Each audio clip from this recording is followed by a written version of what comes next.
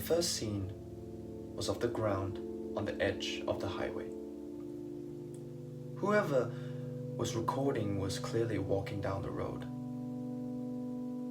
My suspicions that they were hitchhiking were confirmed as the next scene came up of the cameraman getting into the cab of a long-haul semi-truck.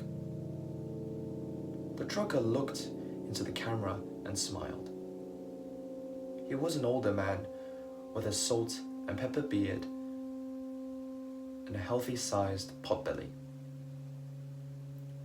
Making a documentary or something? Something like that. That was the first thing we had heard the cameraman say. The tone was cheery, like he was clearly obliged to finally get off his feet and into a vehicle. He also had an accent belonging to somewhere that my fourth grade mind couldn't place.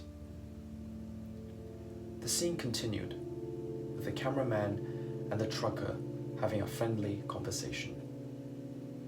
The cameraman placed the camcorder on the dash of the truck, pointed out onto the highway ahead of them. It didn't take long for us to get bored at this, and I decided to fast forward the tape. The scene lasted some time, and I watched the sun on the horizon dip below the tree line and the cool evening sky take place on the screen. Then the camcorder began to shift, and I stopped the rewind.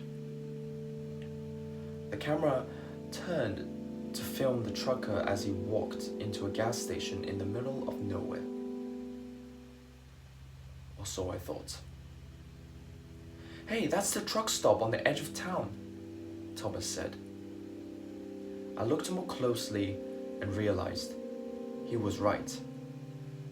It was the truck stop a few miles out of town that Grandma would always stop at to fill up and get snacks whenever we'd go on road trips.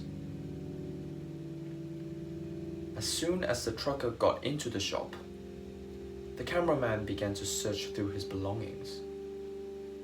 He unzipped duffel bags and opened shelves, pocketing random things as he went. I hurried to sit back down on the couch next to my cousins so that I could get a better angle of the screen. But it wasn't long before we heard a "What's going on?" on the screen.